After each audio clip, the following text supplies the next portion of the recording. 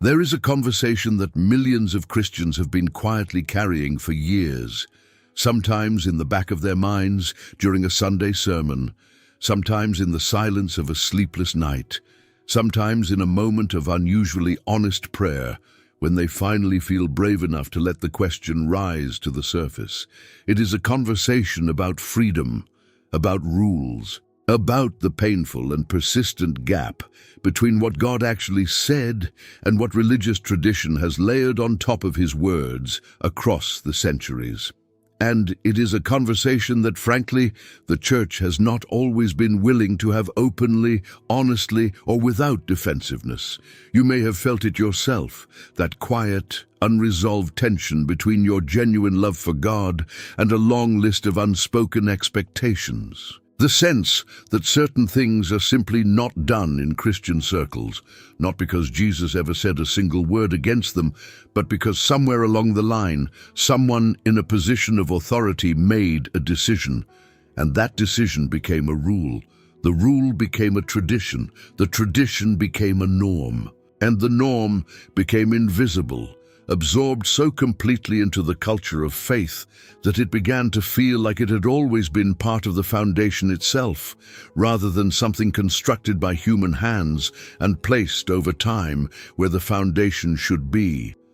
This video is about that gap, about that distance between the Jesus you find in the Gospels when you read them slowly, carefully, honestly. The Jesus who ate with sinners and turned water into wine and wept at graves and welcomed children and told stories that made people laugh and think and rethink everything, and the religion that has sometimes been built in his name, a religion that has in certain forms and certain eras been considerably more restrictive, considerably more suspicious, and considerably more heavy than the one it claims to follow. More specifically, this is about 9 things that Jesus never once forbade, 9 areas of human life and experience that he never condemned, never warned against, never instructed his followers to avoid, but that the church, in various traditions and throughout various eras of history, has treated with suspicion, restriction, quiet discouragement, or outright prohibition. These are not obscure edge cases on the margins of Christian experience. These are central things that affect real people every single day, things that touch on how we eat, how we move, how we relate to others, how we think, how we create, how we rest, how we grieve, and how we understand the very shape of the life God intends for his people. Now, before we go any further together, let me be transparent about what this video is not trying to do, because the framing matters enormously, and I do not want to be misunderstood. This is not an attack on the church. The church is the body of Christ in the world, and despite its many failures, and there have been many, some of them catastrophic, some of them ongoing, it has also been the vessel through which the gospel has been carried across continents and through centuries, through war and plague and persecution and cultural revolution, into the hearts of billions of people who found in it real hope, real healing, real transformation. The church is not the enemy here, not even close. This is also not a call to abandon theological tradition altogether or to treat every boundary and every structure as automatically suspect. Tradition exists for reasons. Structures serve purposes. The accumulated wisdom of 2,000 years of Christian reflection is not nothing, and the person who discards it casually because it is inconvenient is not thereby becoming more like Jesus. They may just be becoming more like themselves, which is a different thing entirely. And this is most certainly not a permission slip to do whatever feels good and dress it up in the language of grace and freedom. That is one of the oldest and most persistent errors in the history of Christian thought, and it is not what we are doing here. What this genuinely is, what I want it to be in every moment of this conversation, is an invitation to look more closely and more carefully at the actual words and the actual actions of Jesus himself, to sit with the gospel slowly, to ask the honest, searching question, did he actually say this? Did he forbid this? Does this restriction genuinely come from the mouth of the one who looked at a group of tired, burdened people and said, "You will know the truth, and the truth will set you free"? Or does it come from somewhere else? From a cultural moment, from a theological interpretation, from a well-intentioned but ultimately human decision that got calcified into something it was never meant to be? Because here is something that faithful, Bible-loving, deeply committed Christians across many different traditions have discovered when they slow down and look carefully at the Gospels with fresh eyes. Jesus was far more expansive in his grace than many of his followers have been, far more generous in the freedom he offered, far less interested in building walls and patrolling the edges of acceptable behavior than the religious culture that surrounded him, and the religious cultures that have sometimes grown up around his name ever since. He ate with sinners at a time when table fellowship was one of the most charged social and religious acts a person could perform. He touched lepers when touching them meant ritual impurity. He spoke with Samaritans when speaking with them meant crossing a centuries-old ethnic and theological fault line. He healed on the Sabbath when healing on the Sabbath violated the interpretation of the law that the most respected religious authorities of his day had carefully developed and publicly enforced. He welcomed children when his disciples thought children were a distraction. He received the worship of a sinful woman when his host thought her touch was contaminating. He spoke tenderly to the divorced, the diseased, the demonized, and the despised, and he did not do any of this reluctantly or apologetically. He did it because it was the truth, because the walls were wrong, because the religion that had been built up around the living God of Israel had in certain crucial respects stopped looking like the living God of Israel and started looking like the anxieties and social hierarchies of the people doing the building. That is the spirit in which we approach these 9 things today, not with a desire to be provocative for the sake of being provocative, not to create controversy or to build an audience on the basis of telling people what they want to hear, but to be honest and careful and genuinely loving toward both the scriptures and the people who are trying to live by them, to look at what Jesus actually said and did, and to ask with all the earnestness we can bring to the question whether some of the walls built in his name were ever really his idea in the first place. So let us begin. And before we go any further, I want to pause for just a moment to invite you into this community, because what you are about to engage with is better when you engage with it together. Right now, before we go any further, I want to stop and genuinely connect with you, because you being here matters to me. You are not just a viewer. You are a person who cares enough about your faith to ask the harder questions, to keep looking, to keep going deeper, and that is something worth honoring. Would you do something for me right now? Drop a comment below and tell me where in the world you are watching from. It does not matter whether you are in a small town in Texas or a flat in London, whether you are watching from the coast of California or the highlands of Scotland, from Nigeria or New Zealand, from Brazil or the Philippines or anywhere else on this extraordinary planet. Tell me where you are, because every single time I read through the comments on this channel and I see the places people are watching from, I am genuinely moved by the reach of this community, by the fact that people from so many different countries, cultures, backgrounds, and life experiences are gathering around the same questions, the same scriptures, the same desire to know God more honestly and more deeply. That is something. That is something real and beautiful, and your comment is part of it. And if you have not yet subscribed to this channel, I want to ask you sincerely from the heart, not as a scripted line, but as a genuine request, please subscribe. Right now, while you are thinking about it, hit that subscribe button, because this channel exists for people exactly like you, People who love Jesus, who take the Bible seriously, who refuse to accept shallow answers to deep questions, who want their faith to be real and personal and genuinely life-changing rather than just a set of Sunday habits and inherited assumptions. Your subscription is not just a number to me. Every single subscriber represents a person who has decided that this kind of honest, searching, grace-filled conversation is worth their time. That means everything.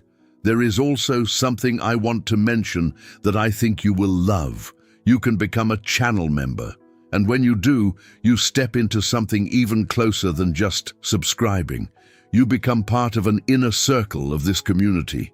You get early access to new videos before they go public, so you are always among the first to engage with this content. You get to be part of a space where people who are genuinely serious about their faith come together and go deeper together.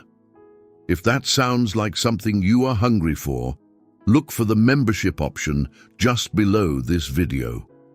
We would love to have you in that circle.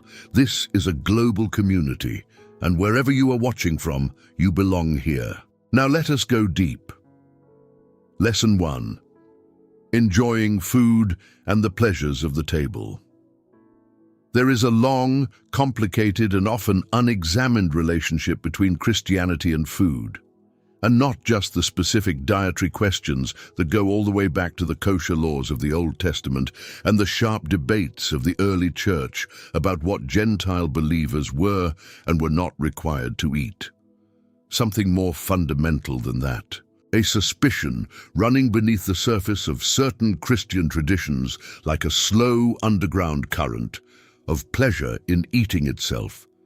A theology, sometimes stated but more often simply assumed, absorbed from the surrounding culture of faith without being formally examined, that says enjoying your food too much is somehow spiritually dangerous, that feasting is indulgence, that delighting in a meal is uncomfortably close to gluttony, that the truly holy, the truly serious, the truly committed follower of Jesus eats sparingly and joylessly as a matter of function and fuel rather than pleasure and gratitude. This suspicion has deep and traceable roots in Christian history, and understanding those roots helps us see how thoroughly unbiblical they actually are. A significant portion of it comes from the influence of Greek philosophical traditions on the early church, particularly the strain of thought associated with Platonism and certain later Neoplatonic developments, which viewed the material world, and especially the body and its appetites, as inherently inferior to the realm of spirit and reason. In this framework, the appetites of the body are not gifts to be received with gratitude and ordered well. They are obstacles to the soul's ascent toward the divine, competitors for the attention and energy that should be directed upward. The wise and virtuous person disciplines the body's desires, minimizes them, transcends them. The person who genuinely enjoys eating is, in this framework, someone who is still too attached to the lower things, still too much a creature of the material world, still insufficiently spiritual. This is not a Christian idea. It predates Christianity by centuries and actually stands in direct tension with the Hebrew and biblical understanding of creation, which insists that the material world, including the body, including food, including pleasure, is the good creation of a good God, not a trap or a burden or a lesser realm to be escaped. But the influence was powerful and early, and it shaped Christian ascetic practice, monastic tradition, and popular piety in ways that persisted long after the formal theological systems that generated it had been left behind. The practical result, passed down through the centuries, is that many Christians have come to the table carrying a kind of ambient guilt, a sense that if you are really enjoying this meal, if the flavors are genuinely delighting you, if you are having a second helping because it is wonderful and you want more of it, if you are taking pleasure in the craft and the artistry of what someone has prepared, you might be loving it a little too much. That a truly spiritual person would not care about food this way. That the saint eats what is put in front of them without fuss, without excitement, without the kind of evident enjoyment that suggests the material world might be offering something genuinely worth enjoying. And yet, when you turn to the Gospels and actually look at Jesus, not at the stained glass Jesus of religious imagination, but at the actual person described in the actual text of Matthew, Mark, Luke, and John, what you find is something so radically different from this picture that it should stop us cold. Jesus was, by the testimony of his own contemporaries, including and especially his critics, someone who loved to eat and drink in the company of others. This is not a minor background detail. This is not something we have to read between the lines to discover. It is something that was so visible, so consistent, and so characteristic of his public behavior that it became one of the primary complaints that his religious opponents leveled against him. In Matthew chapter 11, Jesus himself quotes the accusation, "The Son of Man came eating and drinking, and they say, 'Look at him, a glutton and a drunkard, a friend of tax collectors and sinners.'" He was not a glutton or a drunkard. He was refuting those specific charges, which were rhetorical exaggerations designed to discredit him. But the accusations did not emerge from nowhere. They emerged from the observable fact that Jesus was regularly, publicly, visibly, someone who ate and drank with enthusiasm, with pleasure, in the company of all kinds of people, at all kinds of tables, without apology or apparent discomfort about what the religious observers thought of it. Look at the account of the wedding at Cana in John's Gospel, the very first miracle Jesus performed, according to John, and therefore the one the Gospel writer chose to introduce to the reader as the opening act of Jesus' public ministry. The wine ran out at a wedding feast. This was a social disaster in the culture of the time, a failure of hospitality that would have brought real embarrassment and shame to the hosting family. And Jesus' response was not to use the moment as an opportunity to teach about the spiritual dangers of celebration, or to suggest that the guests had already drunk enough, and perhaps this was a providential reminder of the virtues of moderation. He made more wine. He made it supernaturally, instantaneously, in enormous quantity. John tells us the jars held somewhere between 120 and 180 gallons. And when the master of the banquet tasted it, he remarked that it was the best wine of the entire evening. Not just adequate wine, not just more wine, the best wine. Think about what this means as the opening statement of a ministry that the Gospel writer is presenting to us as the disclosure of who God is. The first thing Jesus does publicly is ensure that a party does not end prematurely. He makes sure there is enough wine, enough excellent wine, for the celebration to continue. This is not the action of someone who was theologically or spiritually suspicious of feasting and pleasure. This is the action of someone who looked at a celebration and thought, "This is good. This should continue," and then used his power to make sure it did. Look further at the way Jesus consistently used meals and feasting and the imagery of the table in his teaching about the kingdom of God. The kingdom, he said again and again, is like a banquet, a great feast to which people are invited, urgently, insistently, almost desperately invited by a host who wants his table full. In Luke chapter 14, the invited guests make excuses and do not come, and the host's response is not to cancel the party. He sends his servants out into the streets, into the roads and the alleyways, and tells them to bring in anyone they can find, the poor, the crippled, the blind, the lame, until the house is full. The feast happens regardless. The celebration goes forward. The host is determined that there will be joy at his table. And then the parable of the prodigal son, which we cannot pass by in any honest conversation about Jesus and celebration. When the younger son comes home, broken, empty, prepared to arrive as a servant, the father does not receive him with a measured and cautious welcome. He runs. He runs down the road, throws his arms around his son, calls for the best robe and the family ring and the sandals that mark a member of the household rather than a servant. And then, kill the fatted calf. Let us eat and celebrate. Let us have music. Let us have dancing. This is not a subdued and dignified homecoming. This is an extravagant party.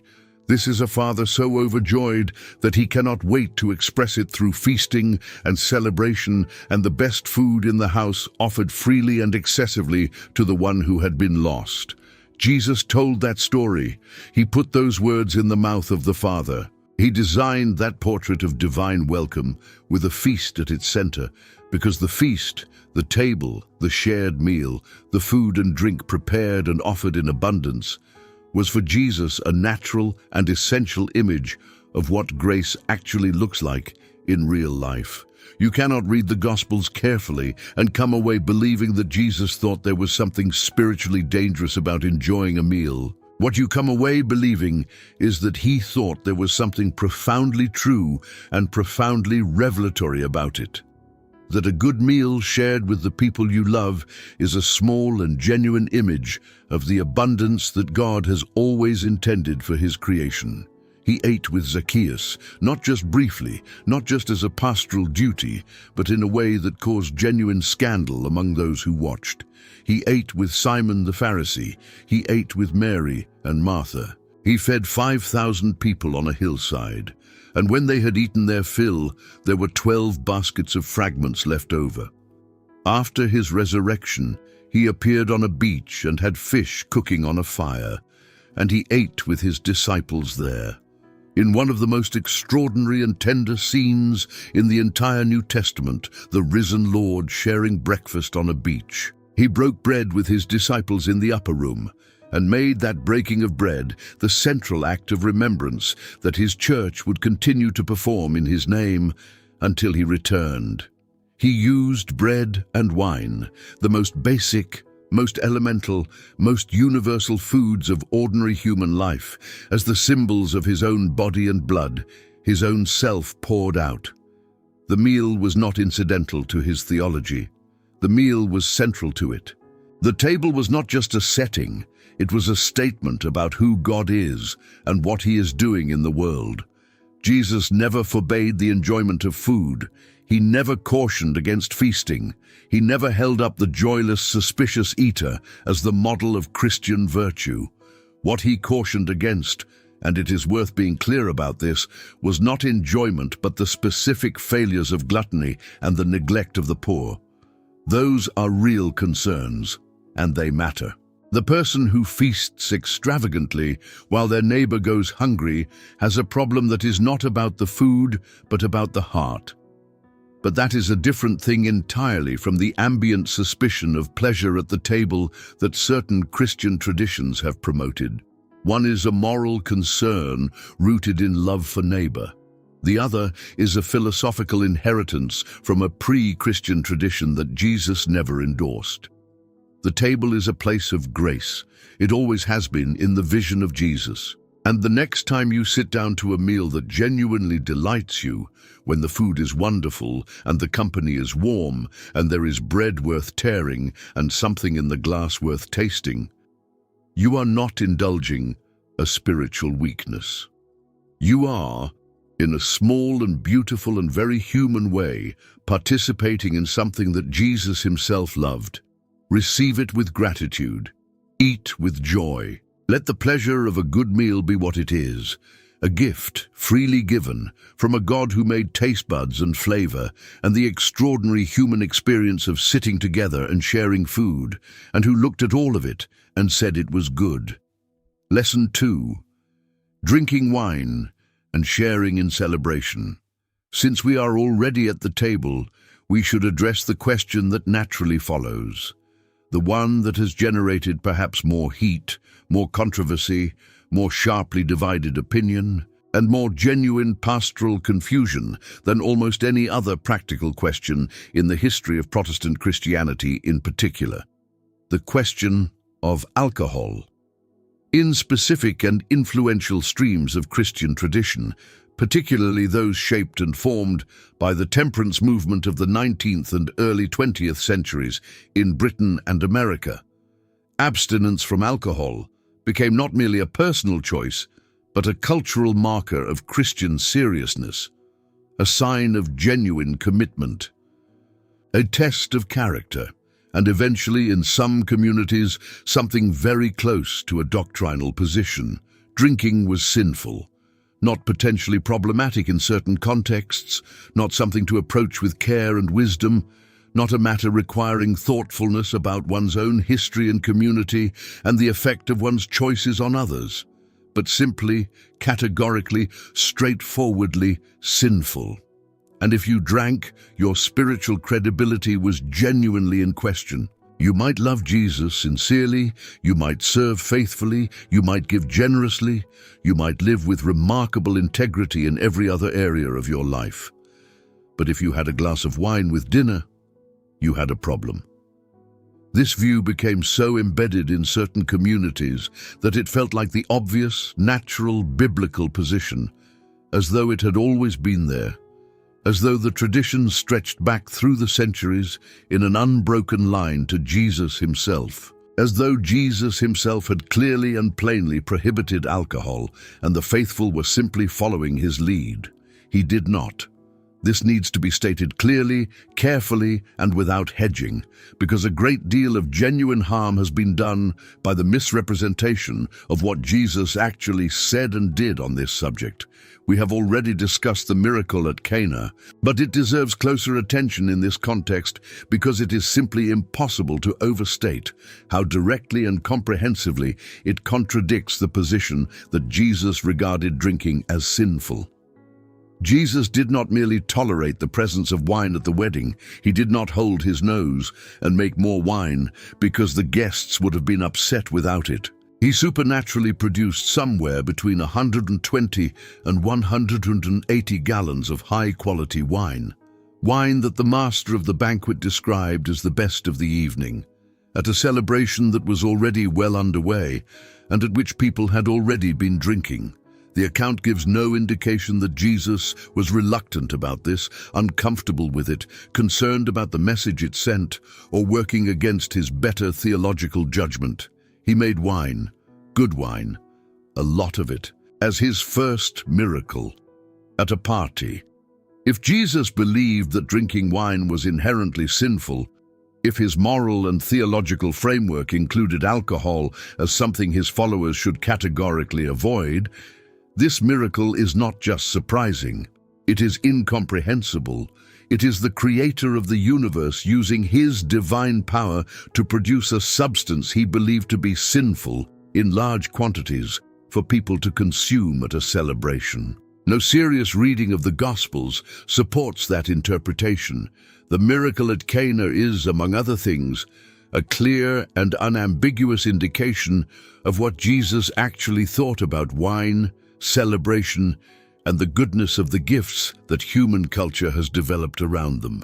And Cana is not a single anomaly. The Last Supper, the most sacred meal in Christian history, the act of worship that Jesus specifically instituted as the ongoing sacrament of remembrance for his church, was conducted with wine.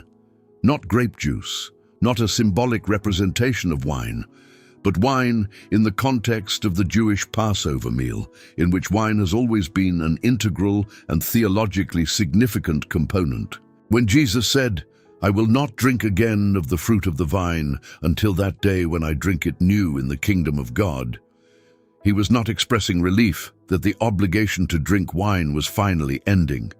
He was making a profoundly moving statement about the fellowship and the reunion and the shared joy that awaited on the other side of the cross. And wine, real wine, the wine he had just shared with his friends around the table, was the image through which he expressed that hope. Consider also the texture of the accusations that were leveled against Jesus during his ministry. His opponents, the Pharisees, the teachers of the law, the religious authorities who found his behavior consistently, almost obsessively offensive, called him, among other things, a glutton and a drunkard. They said this to discredit him. And Jesus refuted the charges as exaggerations designed to dismiss him. But accusations, to carry any weight at all, must bear some relationship to observable reality, and this one clearly did. Jesus was regularly, visibly, publicly seen drinking in the company of others, including the company of people the religious community had written off as disreputable.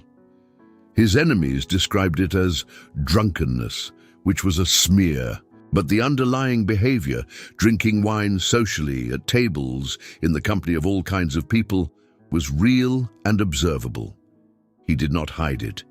He did not apologize for it. He let it be what it was, an ordinary, human, joyful part of shared life. Now, and this matters because the point here is not license but honesty. None of this is a suggestion that the Bible is indifferent to the misuse of alcohol. It is absolutely not. Proverbs speaks with considerable bluntness and poetic vividness about the dangers of strong drink and the specific kind of self-destruction that excessive drinking produces. The New Testament is clear that drunkenness is incompatible with life in the Spirit. Paul says so directly in Ephesians, and the word he uses carries the sense of a loss of control, of being governed by the wine rather than by the Spirit. The person who habitually drinks to the point of impairment, who uses alcohol to escape or to numb, who cannot engage with their life without the assistance of a drink, this person has a genuine problem that the Bible genuinely addresses. And for the millions of people who carry a personal history with addiction, dependency, or the devastation that alcohol-related harm has brought into their families and their lives, abstinence may not just be wise, but necessary. There is no judgment here, none at all, for anyone who chooses not to drink for any reason. That is a completely valid choice, a potentially deeply wise one, and in some life circumstances, an act of genuine self-care and care for others. But here is the crucial point. That choice is a choice. It is a personal decision shaped by wisdom and conscience and pastoral care and specific life circumstances, and it belongs in the category of personal conviction rather than universal command. What it is not, what it genuinely, demonstrably, textually cannot be without doing serious violence to the Gospels, is the teaching of Jesus. Jesus never gave that command. He never described wine as sinful. He never warned his disciples to avoid it. He turned water into it. He drank it with his friends across many meals. He used it as the symbol of his own blood in the meal of his remembrance. Whatever conversation Christians need to have about wisdom and moderation and the specific pastoral challenges around alcohol in contemporary life, and that conversation is worth having, it cannot begin with the premise that Jesus forbade drinking, because he did not.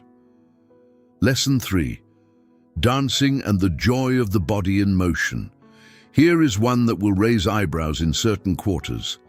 And the very fact that it raises eyebrows is itself one of the most important things about it, because it tells us something revealing about the gap between the teaching of Jesus and the cultural assumptions of certain Christian traditions.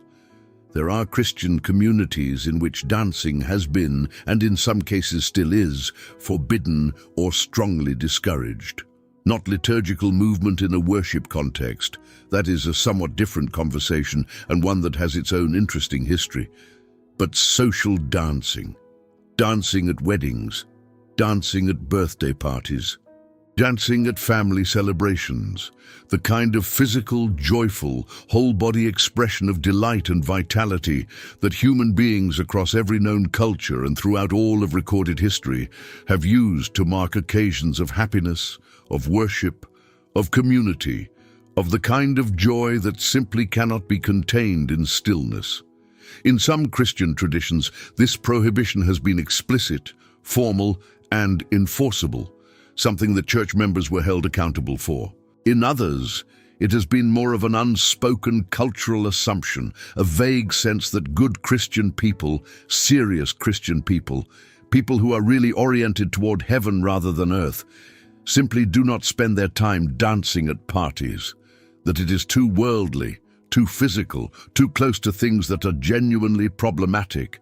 The origins of this suspicion are worth tracing because they are genuinely instructive. A significant portion of it comes from the same philosophical distrust of the body that we have already encountered in relation to food, the deeply ingrained assumption, derived from Greek thought rather than Hebrew scripture, that the body and its pleasures and its expressive capacities are spiritually suspect, that physical joy is a lower-order thing standing in competition with spiritual aspiration, that the truly holy person transcends bodily delight rather than inhabiting it fully and gratefully.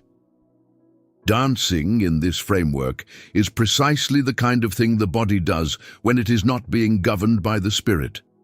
It is pleasure and expression and movement and a kind of abandon that looks uncomfortably like the opposite of the disciplined, upward-oriented, gravity-laden seriousness that holiness is supposed to look like. Some of the suspicion also comes from very real and legitimate pastoral concerns about the specific contexts in which dancing can occur and the behaviors it can sometimes occasion. Dancing can happen in environments that are genuinely harmful. It can become an avenue for sexual exploitation or manipulation. It can be used in ways that degrade or objectify. These are real concerns, and they deserve to be named as such. But the response to the misuse of something is not the categorical prohibition of the thing itself, not unless Jesus specifically gave that prohibition, and he did not. What did Jesus say about dancing? He said nothing against it, absolutely nothing. There is not a single syllable in the entirety of the four Gospels in which Jesus discourages, warns against, or expresses theological concern about dancing. What he did say about it is enormously instructive. In Matthew chapter 11, Jesus describes the children in the marketplace playing games and calling to each other, "We played the flute for you, and you did not dance." He uses this image, the image of children playing music and expecting a dancing response, to describe the posture of the religious establishment toward his ministry. They were playing the flute, and the religious leaders refused to dance. They were singing the dirge, and the religious leaders refused to mourn. In other words, they were unresponsive, inflexible, unable to enter into either joy or sorrow, unwilling to let the movement of God's action actually move them. Dancing, in this image, is the appropriate and natural human response to music, to joy, to invitation. The problem Jesus identifies is not that people dance too much. The problem is that the religious leaders would not dance at all, would not let themselves be moved, would not let their bodies and their spirits respond to what was being offered. Their refusal to dance was a symptom of a deeper, more serious problem, a calcified, defended heart that had made itself immune to genuine response. And then there is the parable of the prodigal son again. And we keep returning to it because it keeps offering us more than we first noticed. When the father throws his celebration for the son who has come home, the older brother is walking in from the fields, and he hears, from a distance, the sound of music and dancing. Not just music, music and dancing. These are the sounds that are coming from inside the father's house on the occasion of the son's return. The dancing is not incidental. It is not a regrettable excess that the father permits despite his better judgment. It is simply part of what the celebration looks and sounds like. It is what joy in the Father's household actually does. And Jesus put it there, in the story, deliberately. He could have told the same parable without the dancing.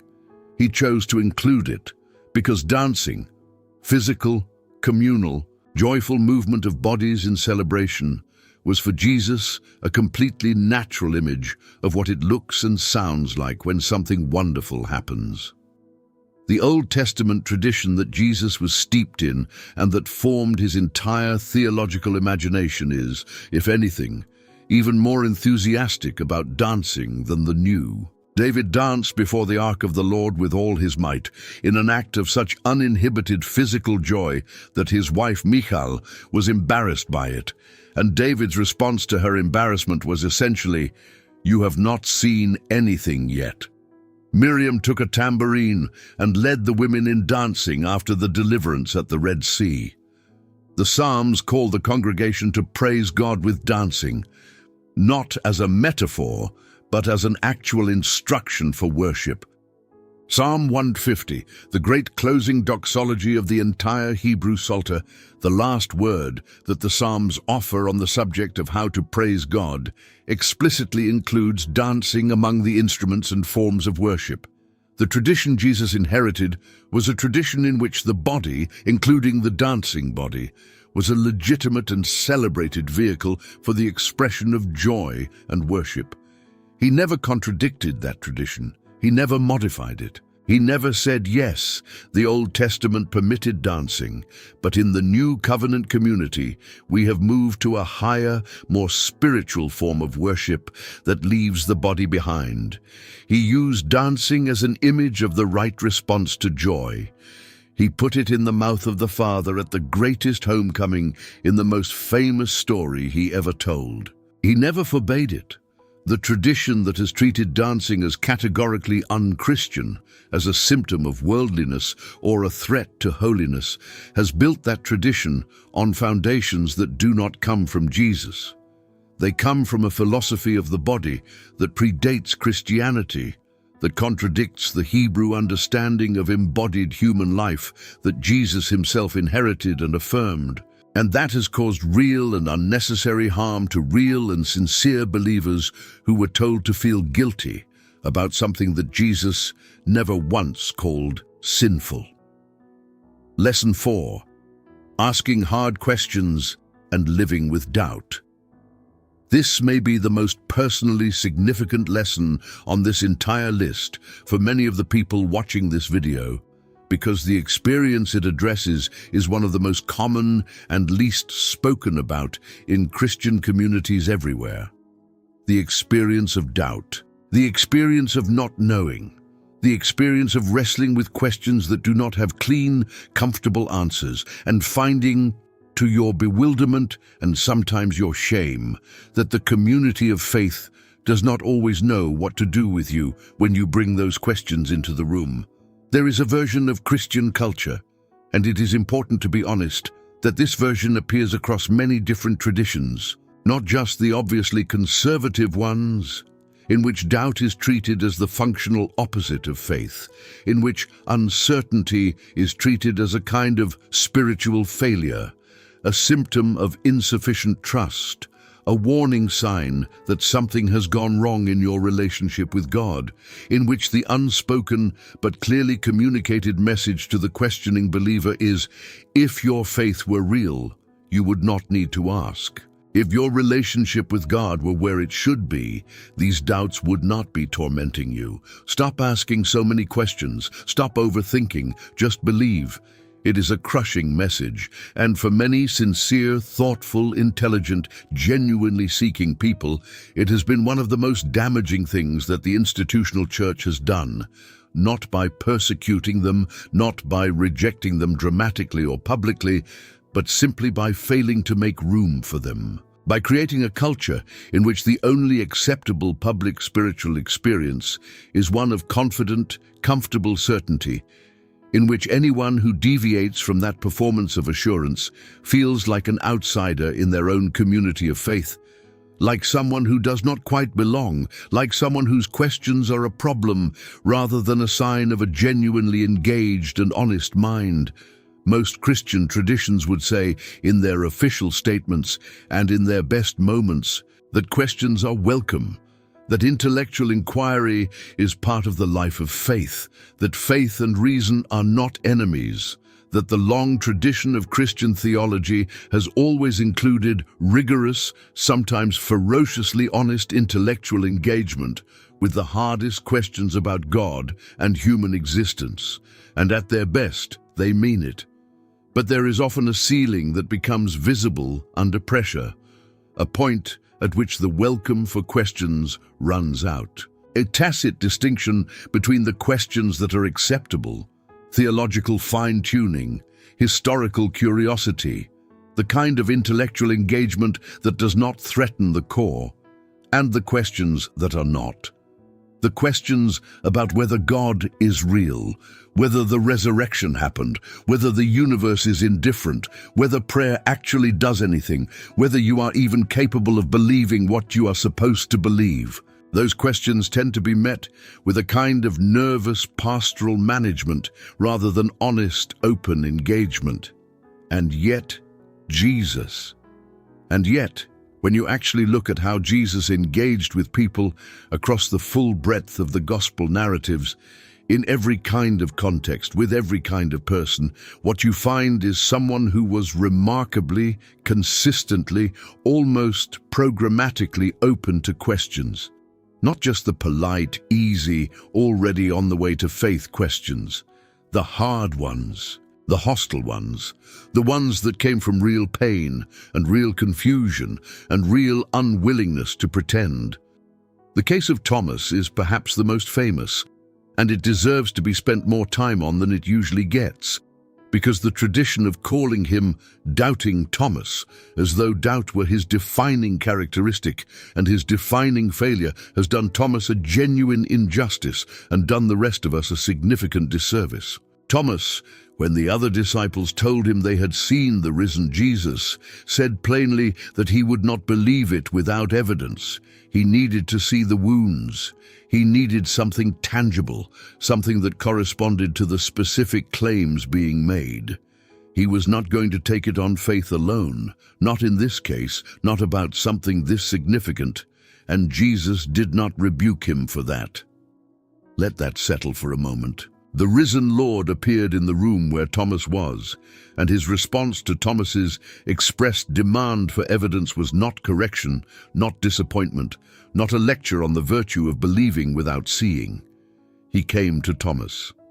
He offered Thomas exactly what Thomas had asked for, the wounds, the hands, the side, and he said, gently, firmly, with complete love, "Stop doubting and believe."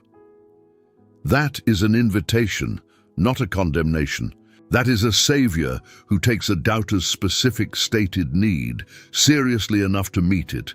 And the result, Thomas's response of "My Lord and my God," is one of the most complete, most profound, most theologically rich declarations of faith in the entire New Testament. Thomas's doubt was not the opposite of his faith. It was the road through which his faith arrived at its deepest and most honest expression.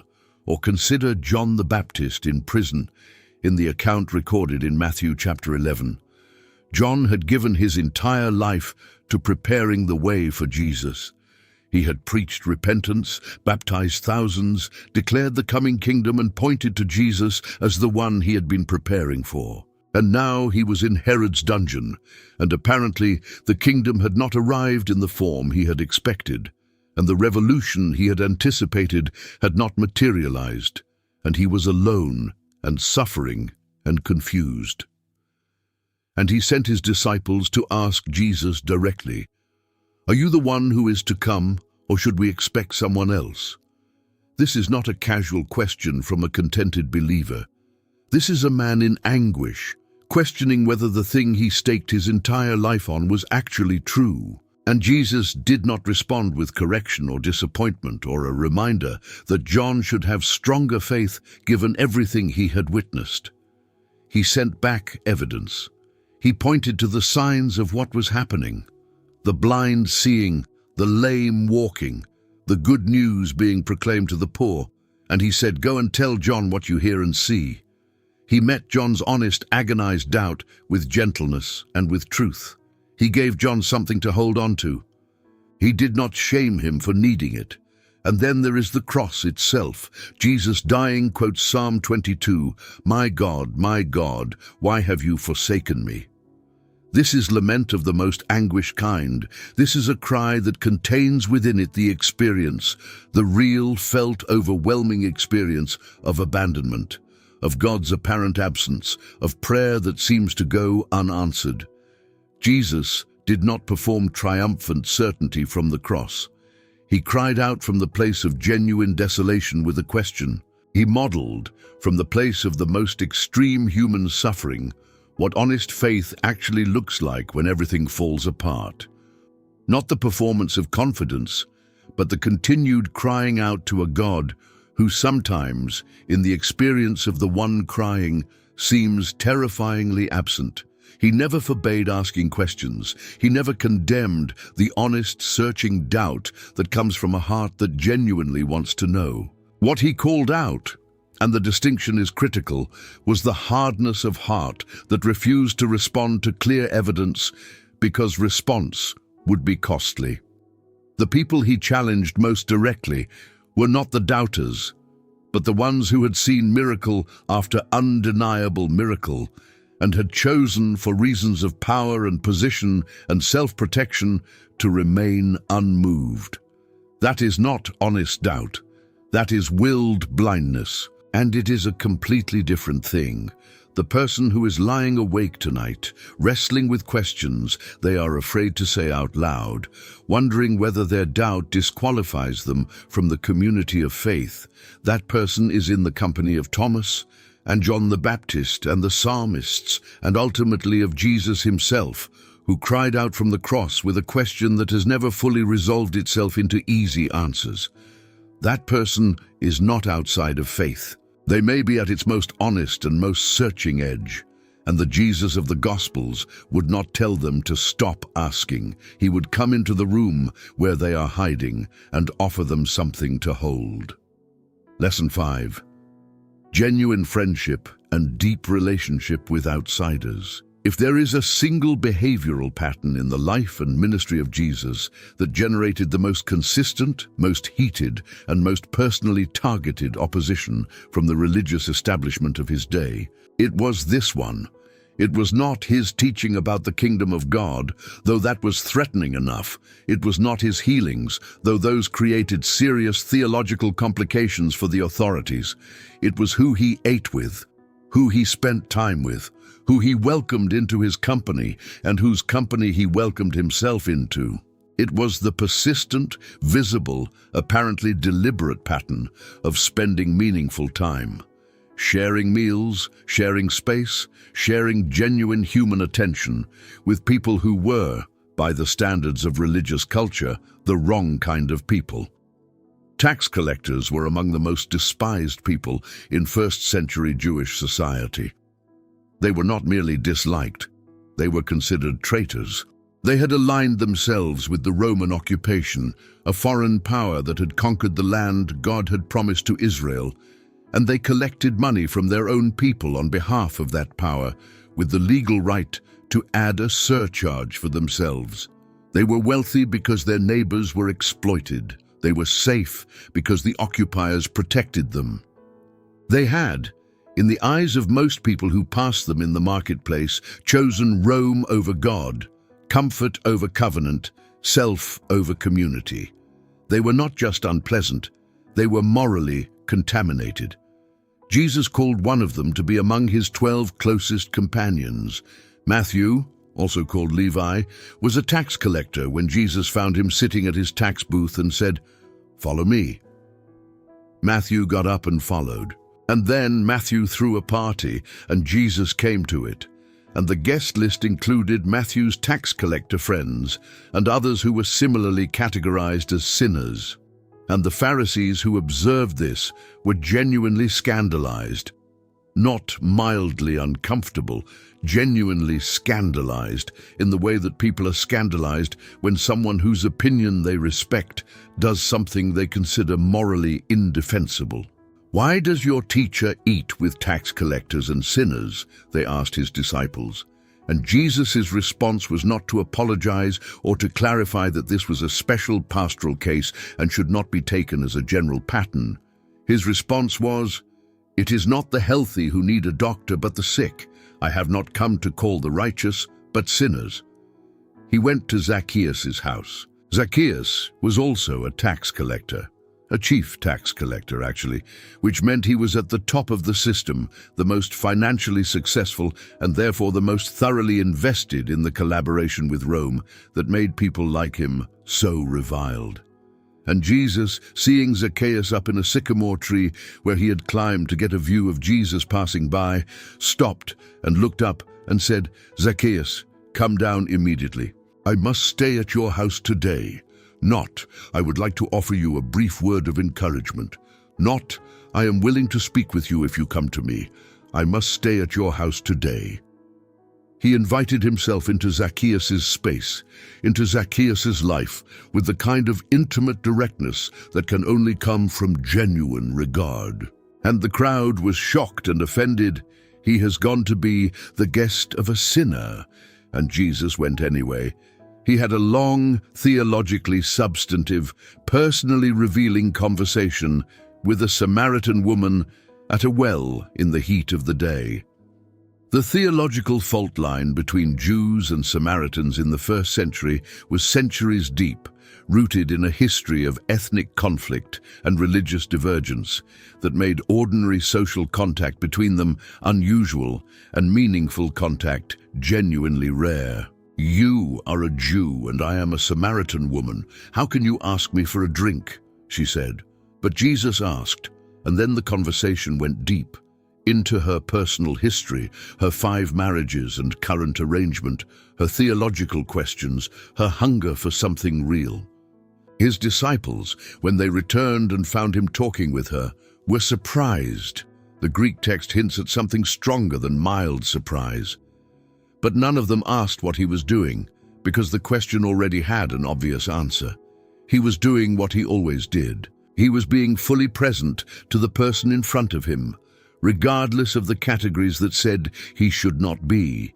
He healed the servant of a Roman centurion, a man who was not just a Gentile, but an officer of the military force that occupied Israel. And far from being reluctant or qualified in his response, Jesus praised this man's faith as greater than anything he had found in Israel. "I have not found such great faith, even in Israel." He used a member of the occupying army as his illustration of what genuine trust in God looks like. He could not have chosen a more surprising or more cross-boundary example if he had deliberately designed it to offend the nationalistic sensibilities of his audience, which he may well have done with full awareness of what he was doing. And yet the church, not always, not everywhere, not everyone, but in recurring and significant patterns, has repeatedly developed its own version of the boundary keeping that Jesus opposed. A kind of Christian separatism that treats meaningful relationship with non-Christians as spiritually risky, that builds the community of faith as an essentially closed world in which the primary relationships are internal and the outside world is something to be engaged primarily through evangelistic strategy rather than genuine human friendship. A culture in which the unspoken message is, your most important relationships should be with other Christians. The world out there is spiritually dangerous. Be careful about how much time you spend in contexts where the people around you do not share your faith. Be strategic about your outsider relationships. Keep your spiritual distance even when you are physically present. There are legitimate concerns embedded in this tendency, and it would be dishonest to pretend otherwise. The people we spend the most time with do form us. The environments we inhabit do shape our habits of thought and behavior and desire. The question of how to maintain a clear and genuinely countercultural identity while being genuinely present in the world is a real one with no simple answer. Paul does talk about not being unequally yoked. Proverbs does talk about the influence of companions. These are real biblical concerns, But the tradition of separatism consistently misapplies these concerns in a way that produces exactly the opposite of what Jesus modeled. Because the critical thing about Jesus' presence among the tax collectors and sinners and Samaritans and centurions is that he was not changed by them into their image. He was not formed by the tax collectors he ate with. He did not absorb the values of the people he spent time with. He was fully and consistently himself in every company, and in being fully and consistently himself, he made space for something to happen in them. He was salt and light. Salt flavors and preserves the things it touches, which means it has to be in contact with them. Light illuminates the room it is in, which means it has to be in the room. You cannot be salt from a sealed container or light from behind a closed door. Jesus never forbade genuine friendship with people outside the faith.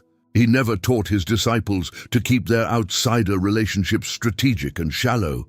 He never modeled a life of spiritual quarantine in which the primary discipline was maintaining safe distance from people who might contaminate you. He modeled the extraordinary and transformative power of genuine human presence, of showing up, of eating together, of seeing the specific person in front of you as someone worth your time and your full attention and your real engagement, regardless of whether they already believed what you believed or lived the way you lived. The walls that Christian culture has sometimes built around the community of faith, the tacit rules that restrict meaningful outsider relationship, the culture of strategic rather than genuine presence in the world, these are not the teaching of Jesus. And the loneliness, the insularity, and the ultimate ineffectiveness that they produce are their own testimony to the fact that they were never his idea. Lesson 6. Laughter, humor, joy, and the lightness of spirit. There is a particular image of Christian holiness that has had remarkable persistence across the centuries and across many different traditions. The image of the grave and solemn believer. The person whose countenance is permanently oriented toward the weightier realities, sin, judgment, eternity, the suffering of the world, and who therefore carries themselves with a kind of studied seriousness that marks them as someone who really gets it, someone who truly understands the stakes, someone who has not been seduced by the lightness and frivolity with which the unreflective masses navigate their lives. This image presents itself as the logical and even necessary outcome of taking God and his purposes seriously. It communicates, without usually stating it directly, the world is fallen, sin is catastrophic, souls hang in the balance, time is short, and anyone who genuinely grasps these realities will not have much space in their life for easy laughter and playful humor and the unguarded delight of a spirit that finds things genuinely funny. There is a version of this, a genuine, deep, historically serious version that has real spiritual substance. The laughter that makes fun of the broken and the suffering is cruelty dressed as comedy. The humor that demeans or objectifies or reduces human beings to punchlines has nothing to do with the joy Jesus talked about. The frivolity that uses humor as a permanent defense against having to feel anything real, the person who is always laughing because they have trained themselves never to be moved, that is not spiritual health. That is a kind of numbness that resembles peace from the outside, but is not peace. But the suspicion of joy itself, the theological unease with laughter as such, with the simple pleasure of something genuinely funny, with the lightness of spirit that comes from being genuinely happy and not feeling guilty about it, this does not have its roots in the teaching of Jesus. It has its roots in a particular reading of Christian seriousness that has forgotten, or perhaps never fully absorbed, the texture of Jesus' actual presence as his contemporaries experienced it. We do not have a gospel account that says, "and Jesus laughed." We should be honest about that. The gospel writers were telling a story of cosmic, eternal, universe-altering significance in a limited number of words, and they were not primarily recording the social texture of Jesus' daily interactions. But we have other evidence, the kind of evidence that comes from reading the whole picture carefully rather than looking for a single proof text. We have a man so magnetically warm, so humanly alive and present and engaging, that children ran to him. Not to a solemn religious authority figure, not to a grave and intimidating holy man, to someone whose presence felt safe and welcoming and joyful. So obviously, so visibly good to be around that children, who are among the least deferential and most honest barometers of whether someone is actually enjoyable to be with, sought him out enthusiastically. You do not produce that response if you are a relentlessly grim presence. We have a man who was welcomed at parties, who was invited to dinners, who was sought out for social occasions by people who did not owe him any particular professional deference and were not coming to him with specific theological questions. People wanted Jesus at their table. That doesn't happen to the perpetually solemn.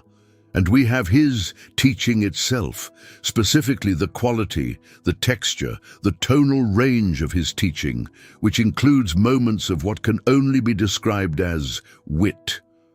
The camel going through the eye of a needle is, among other things, funny. It is an absurd and vivid image, a deliberately ridiculous picture designed to make a serious point in a way that a dry propositional statement could not. The person trying to remove a speck from their brother's eye while a plank is sticking out of their own. This is comedy. It is comic exaggeration deployed in the service of moral insight, and it works precisely because the image makes you smile, because the incongruity lands and you recognize yourself or someone you know in it, and then the recognition goes deep. The Pharisees straining out gnats while swallowing camels, the precision of the juxtaposition, the escalating absurdity. This is not a humorless man doing serious theology. This is someone with a genuine feel for the comic and the ironic, and the use of laughter as a vehicle for truth. He said that he came so that his followers would have life and have it abundantly. The Greek word translated abundantly does not mean adequate or sufficient or enough. It means overflowing, excessive, beyond what was expected, more than enough. A life of abundant flourishing does not sound like a life in which joy has been evacuated in the name of appropriate seriousness. He described the kingdom of God as a wedding feast, as a party thrown for a returning son, as a woman who searches for a lost coin and then calls her neighbors together to celebrate, as a shepherd who finds his lost sheep and throws a party. The dominant images of the kingdom in the teaching of Jesus are images of celebration, reunion, relief, and joy. Not solemn duty, not quiet endurance, joy. He said, "Rejoice and be glad, and do not let your hearts be troubled, and my joy may be in you, and that your joy may be complete." The joy he was pointing toward was not a performance of happiness as a witness strategy. It was something he wanted for his followers, because it was real and worth having and connected to the deepest truths about God and about what he was doing in the world. Jesus never forbade joy. He never held up the permanently somber believer as the model of mature Christian faith. He never cautioned against laughter or the easy, unguarded pleasure of something genuinely funny. The tradition that has equated Christian seriousness with the absence of lightheartedness has read the Gospels selectively and missed something essential about the spirit of the one it is trying to follow.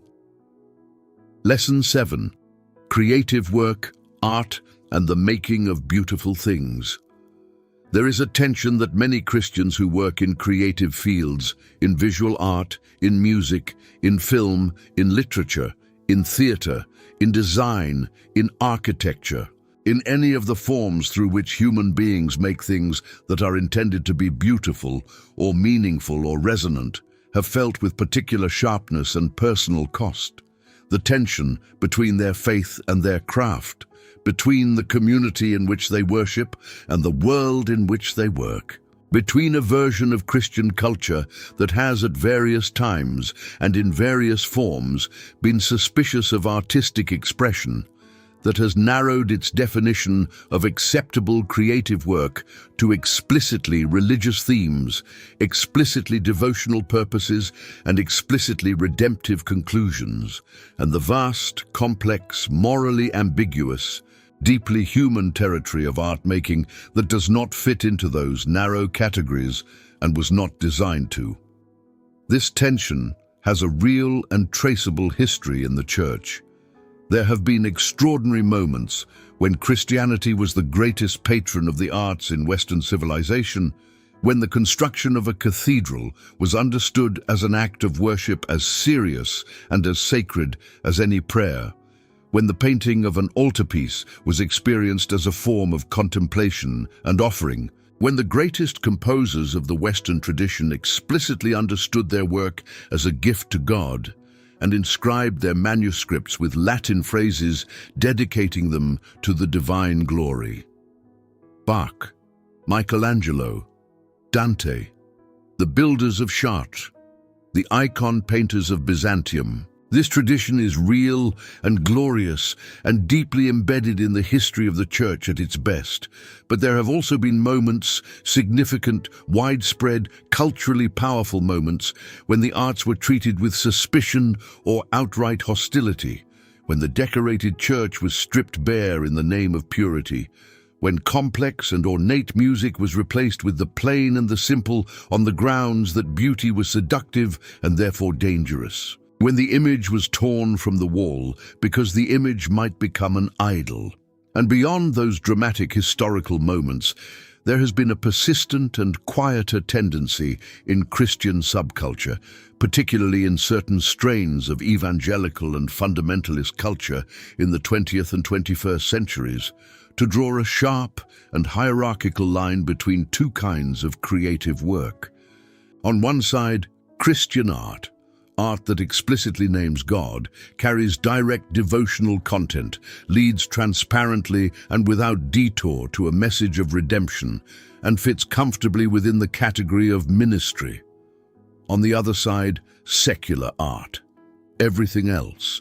Art that engages with human experience in all its complexity. Art that asks questions rather than providing answers.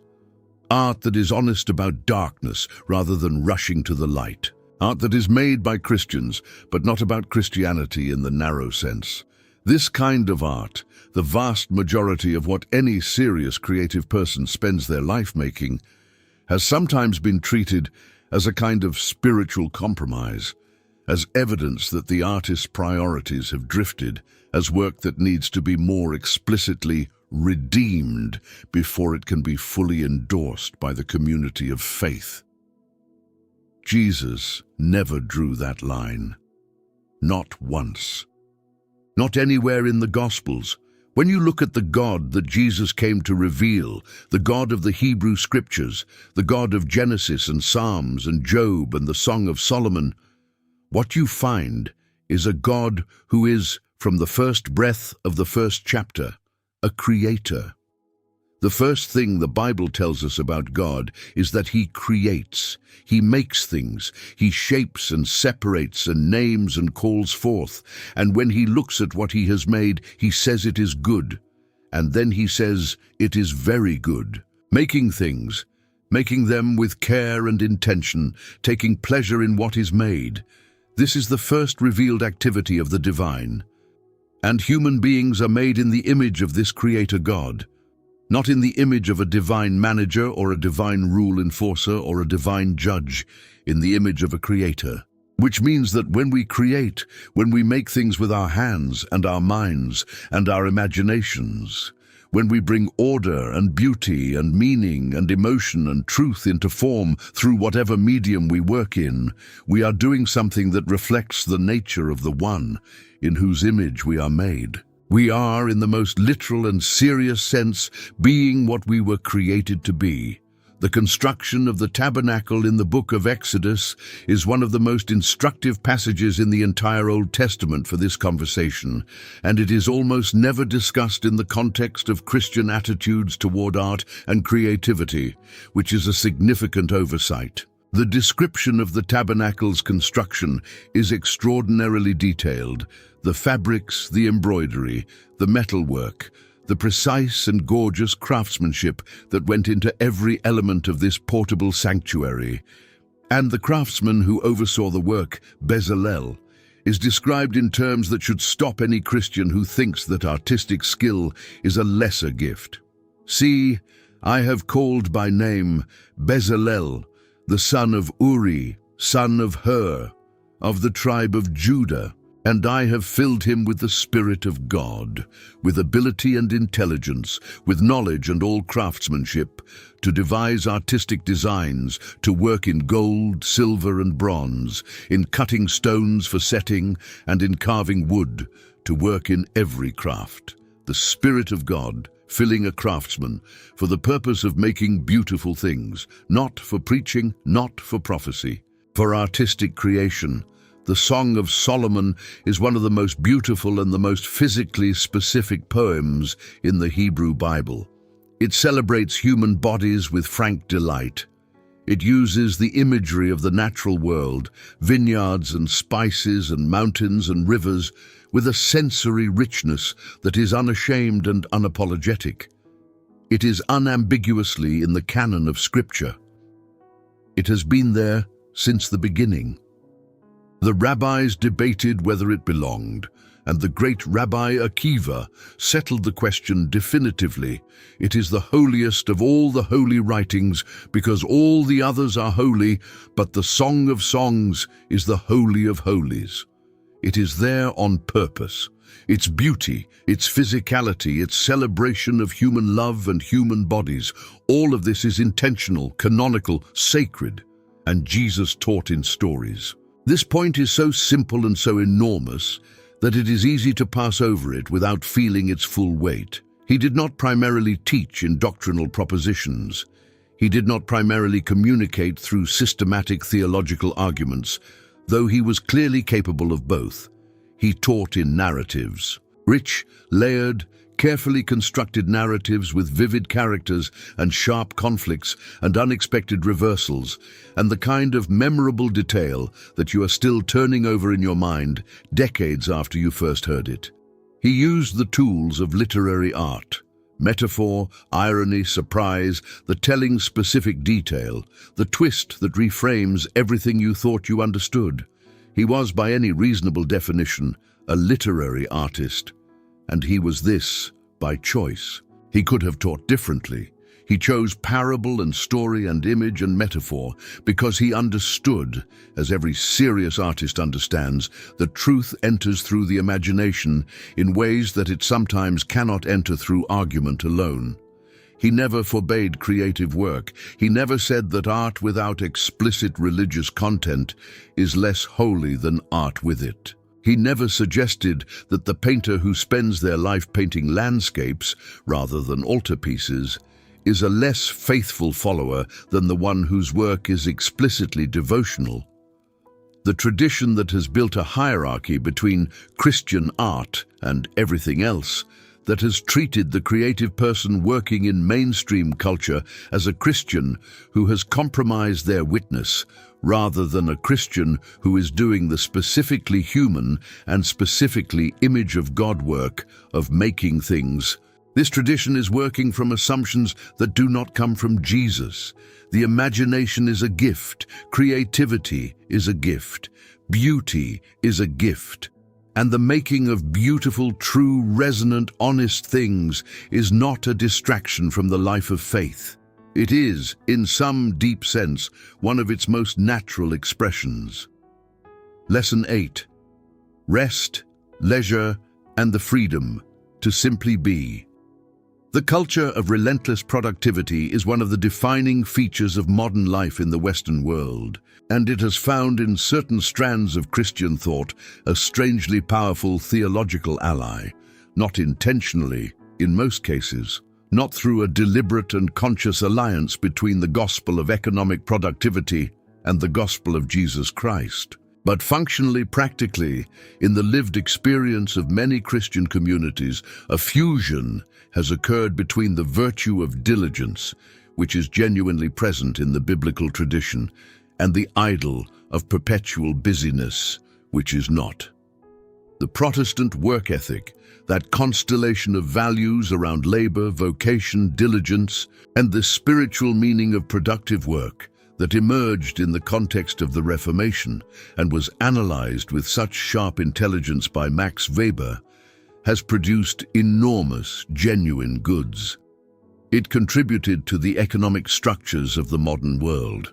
It dignified ordinary work by understanding it as a calling from God rather than merely a mechanism for economic survival. It gave generations of ordinary people a sense of meaning and purpose in their daily labor that went beyond the paycheck. These were real contributions, and they matter. But something happened over time. The work ethic became detached from the larger theological framework that gave it its proper meaning and limits. In its full and properly understood form, the Protestant work ethic was not about the glorification of work as an end in itself. It was about doing your work faithfully and well as part of a life ordered toward God, a life that had both work and worship, both labor and rest, both the active engagement with the world and the regular intentional withdrawal from it. The Sabbath was still part of the picture, and the Sabbath, real, disciplined, guilt-free rest, was not a concession to human weakness. It was a theological statement. It was an act of trust. It was a declaration that I am not the engine of my own life, that the world does not depend on my constant activity, that there is a God who is at work in the hours when I am not. But strip out the Sabbath, strip out the theology of rest, leave only the theology of work, and what you get is a distorted picture that presents perpetual busyness as the obvious outworking of Christian faithfulness. A picture in which the person who is always doing, always producing, always engaged, always available, always giving, this person is the hero. And the person who rests, who plays, who spends a Saturday afternoon reading a book for pure pleasure, or walking in the woods for no particular reason, or sitting with a friend over coffee and talking about nothing in particular. This person is laziness dressed up as rest, and this distortion finds its way into Christian communities in 1,000 small ways. The subtle judgment directed at the person who does not volunteer for every ministry. The admiration expressed for the pastor who works 7 days a week, as though their inability to rest is a sign of their devotion rather than a warning sign about their soul. The ambient pressure in certain communities to justify every leisure activity as somehow productive or redemptive. I am resting so that I can serve better. I am on vacation so that I can return refreshed and more effective. As though rest that is simply rest, without a productivity rationale, without an instrumental purpose, is somehow not quite respectable. The Sabbath is built into the structure of creation in the book of Genesis. God rested on the seventh day. Not because he was tired, not because he had depleted his divine energy through 6 days of creative work, but because rest is a constitutive part of the good and ordered life. It is built into the rhythm of creation itself. The week has a structure, and the structure includes a day of stopping, a day of not doing, a day of being rather than producing. The Sabbath commandment appears in the 10 Commandments, one of only 10 instructions considered fundamental enough to be carved in stone. Right there alongside do not murder and do not steal and honor your father and mother. The command to rest is in the same moral category as the command not to kill. Think about what that means. Think about what it says about how seriously God takes the question of whether his people actually stop and rest. And then Jesus came, and some of the most famous conflicts of his ministry were about the Sabbath. But here is the thing that is absolutely critical to understand. When Jesus argued with the Pharisees about the Sabbath, he was not arguing that the Sabbath should be abolished, or that rest was unimportant, or that the Sabbath principle had been superseded by something more demanding in the new covenant. He was arguing that the human regulations that had been piled on top of the Sabbath, the elaborately detailed rules about exactly how many steps you could take, exactly what actions constituted prohibited labor, exactly how the concept of rest should be passed and defined and enforced, had completely buried the original spirit and purpose of the gift. The Sabbath had been transformed through an accumulation of well-intentioned human legislation from a gift of rest and freedom into a burden of compliance. And Jesus had no patience for that transformation. His statement on the subject is one of the clearest and most theologically important things he said about how human religious tradition relates to divine intention. The Sabbath was made for man, not man for the Sabbath. Human beings were not created to serve the institution of the Sabbath. The Sabbath was created to serve human beings, to give them what they need, to honor what they are, to protect the rhythms of the human life that God designed. That means it should look and function like what it actually is. A gift, genuine rest, real freedom from the compulsion to produce, a regular, weekly, reliable permission to stop. Jesus himself rested. This is so obvious and so regularly overlooked that it is worth dwelling on. He withdrew from crowds regularly and deliberately. He went to quiet places alone. He slept on a boat in the middle of a storm so deeply that the storm did not wake him. His disciples had to physically shake him awake, and the text records this detail without any hint that the sleep was inappropriate or spiritually concerning. He simply slept deeply and thoroughly while the storm raged and his disciples panicked and the world fell apart around him.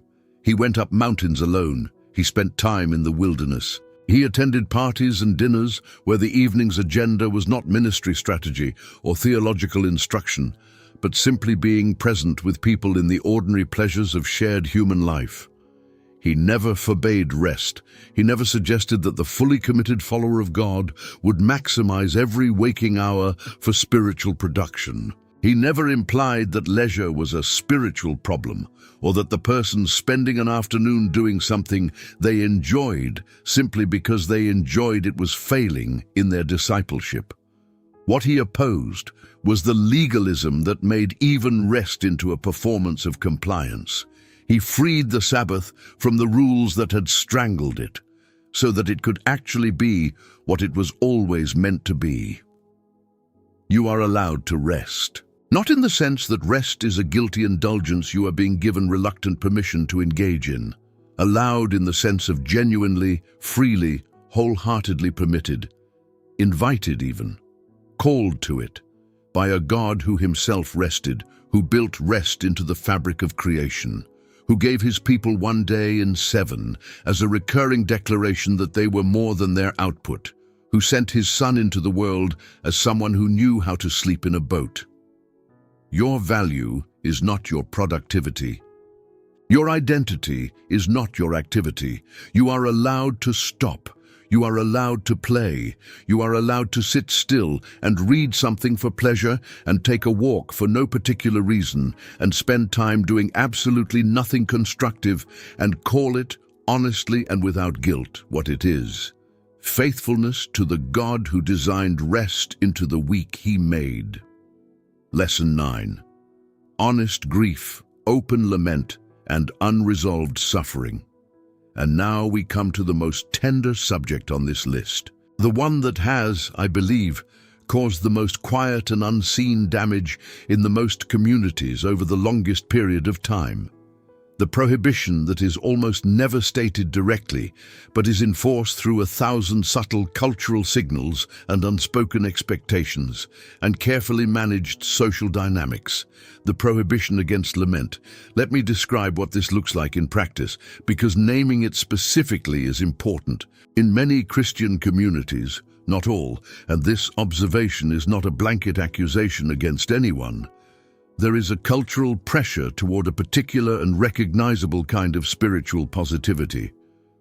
An ambient expectation that faith expresses itself as joy, that joy expresses itself as happiness, and that happiness means that when someone asks how you are doing, the acceptable answer sounds like things are going reasonably well, or that you are trusting God in the difficulty, or that you have found peace in the struggle. Not because things necessarily are going well, or that you have actually found peace, but because something about the culture of the community communicates through 1,000 small interactions and implicit social cues that admitting the full extent of your suffering would be uncomfortable, inappropriate, perhaps even an implicit accusation against God's faithfulness. And so grief gets managed and minimized in public. The person in the congregation who is drowning on the inside learns, through experience, to present a composed and functioning exterior at the church door, because the culture has not actually made room for what they are carrying. They have been given, not usually through explicit teaching, but through the lived example of the community around them, a template for how Christians handle suffering. You find the lesson in it. You express gratitude for what God is teaching you through it. You hold on to the promises.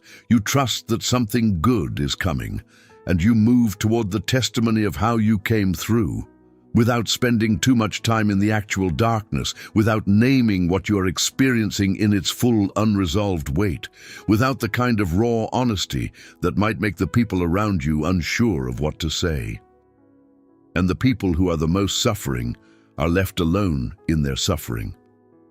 Not because anyone intended to abandon them, but because the community was not equipped to go into the dark places with them, because the culture had not modeled what honest presence in the middle of unresolvable pain actually looks like, because the implicit theology of suffering in the community required a resolution that had not yet arrived. This is an enormous pastoral failure.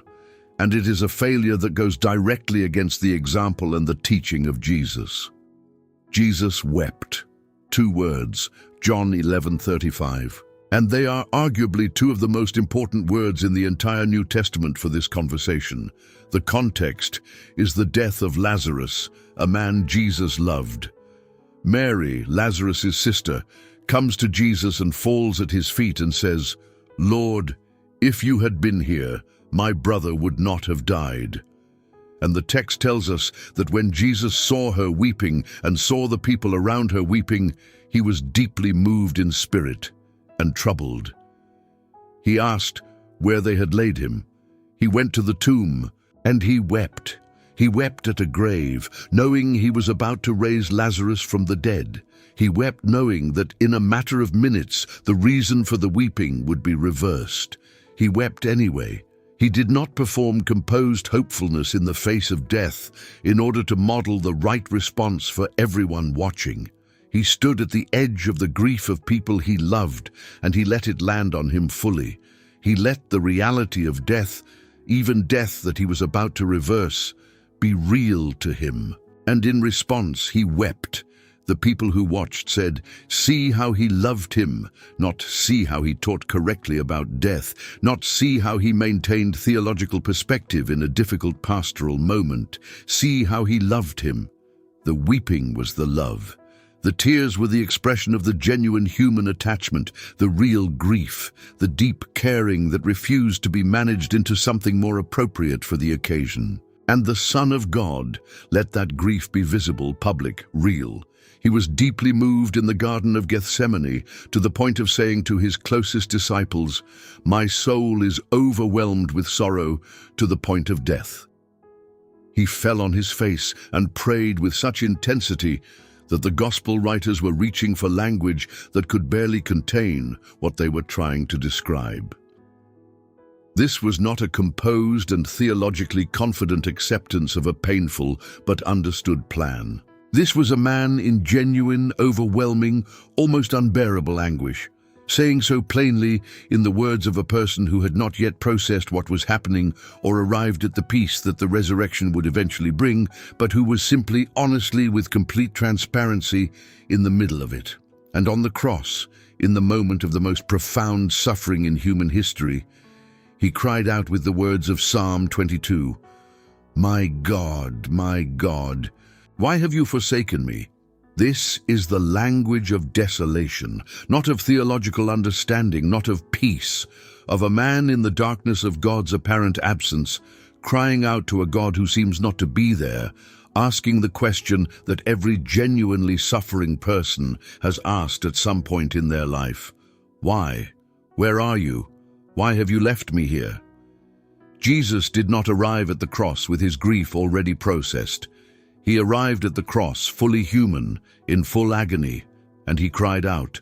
And in crying out, in making that anguished, unanswered question into his final public statement before he died, he made something permanently true about what honest faith is allowed to look like.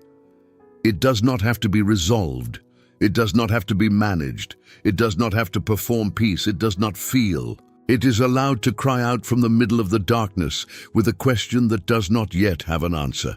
The Psalms, which Jesus knew intimately and quoted from throughout his ministry, and which form the backbone of Jewish and Christian worship, are saturated with exactly this kind of unresolved, anguished lament. Scholars classify more than a third of the 150 Psalms as lament psalms, prayers that express suffering, confusion, abandonment, anger, fear, and despair directly to God, without resolution, without a neat theological bow, without the kind of ending that ties everything up and makes it all make sense.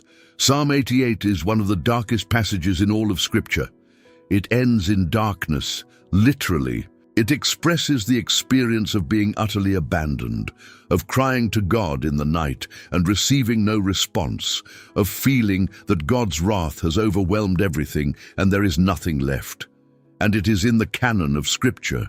It is there on purpose. It is there because the community of faith needed to be told, in the most authoritative way available to them, that this experience, the experience of genuine, unresolved, apparently unanswered suffering, was something that could be brought to God honestly without destroying your faith or disqualifying you from the community. The tradition that creates a culture of performative positivity in Christian communities that implicitly tells suffering people to manage their grief publicly in the direction of gratitude and testimony, that makes the raw and unresolved experience of pain feel like something to be ashamed of, rather than something to be carried openly in community. This tradition is working directly against the example of Jesus and the tradition of the Psalms he prayed from. Grief is allowed. Lament is allowed. The dark night of the soul is allowed. The question why is allowed. The experience of God-forsakenness, which many of the deepest and most faithful believers in history have passed through, is not a sign of insufficient faith. It may paradoxically be a sign of the deepest kind, because it is the person who genuinely knows and genuinely trusts, who is most devastated by the silence, most honest about the darkness, most unable to perform a peace they do not feel. And Jesus met those people. Thomas, John the Baptist, the women at the tomb, the disciples on the road to Emmaus, still lost in grief even after having been told of the resurrection, with gentleness and with presence and with truth. He never told them to stop feeling what they felt. He came to them where they were. The church at its best creates communities in which there is room for grief, in which the person who is in the middle of profound and unresolved suffering is not left to navigate that suffering alone or in private, because the community does not know how to be with them there, in which lament is understood not as a failure of faith, but as one of faith's most honest expressions, in which my God, why have you forsaken me?"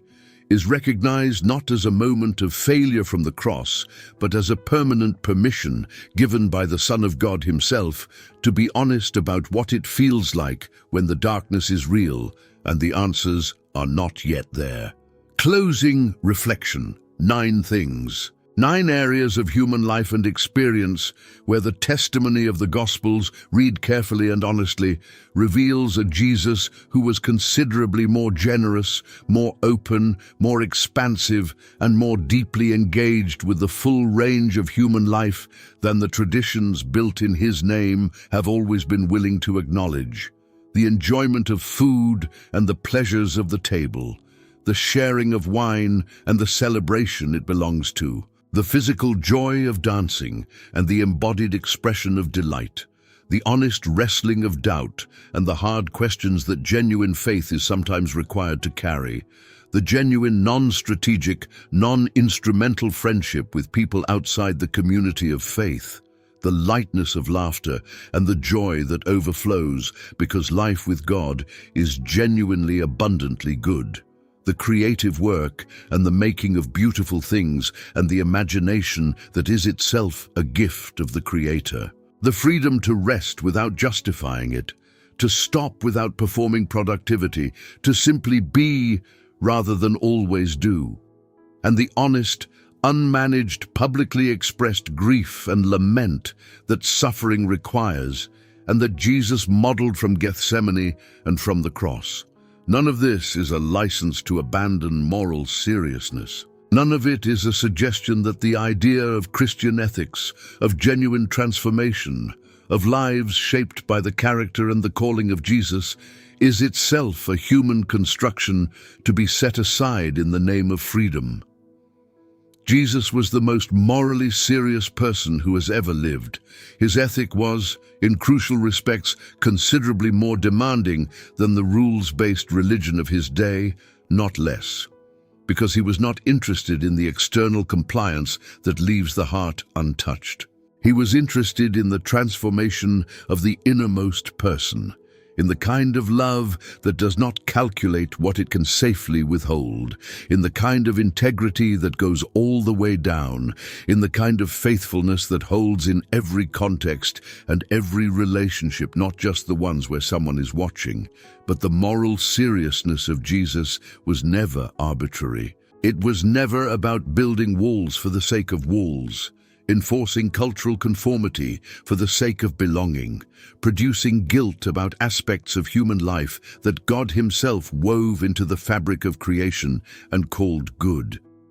Every genuine demand in the teaching of Jesus flows from love. Love for God, love for neighbor, love for the self as someone made in the image of God and therefore worth caring for well. And the fruit of the life he calls us into is not smallness and shame, and the persistent sensation that you are never quite measuring up to an ever-growing list of expectations. The fruit is freedom. The fruit is flourishing. The fruit is the abundant life that he described as the reason he came. When the church restricts what Jesus did not restrict, the people who bear the heaviest cost are often the most sincere. The artist told that their craft is worldly.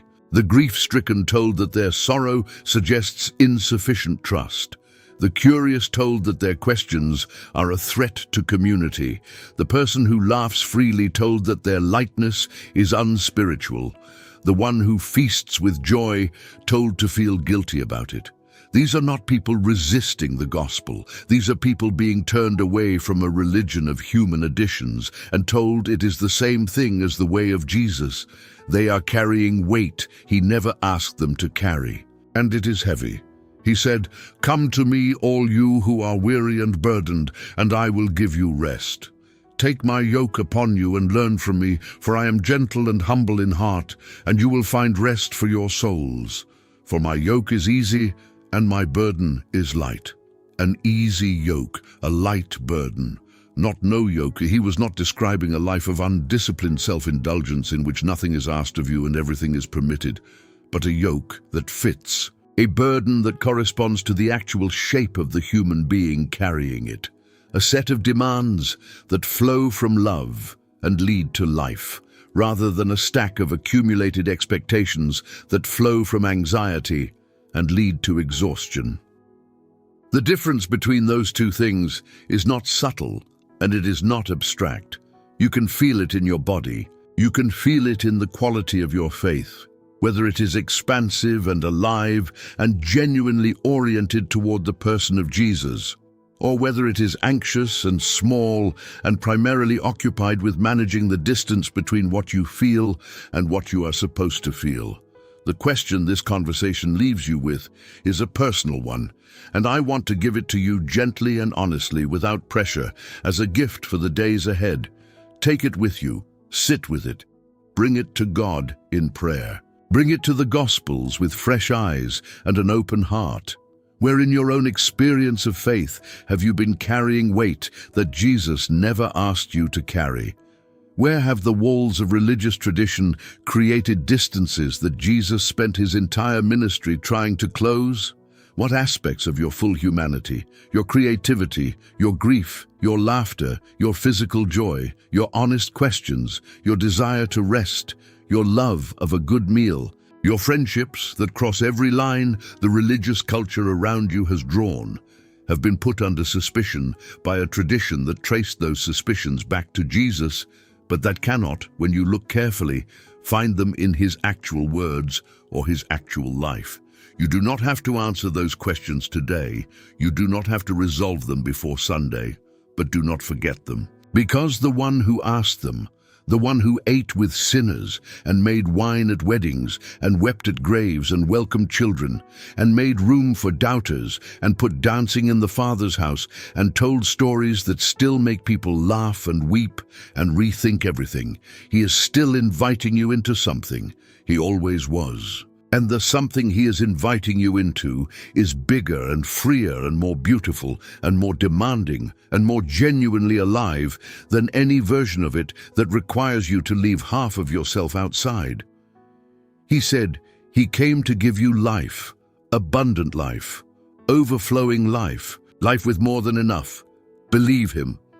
If something in this video moved you today, if a word landed, if a question opened up, if something you have been carrying for a long time finally found language, please do not keep that to yourself. Share this video.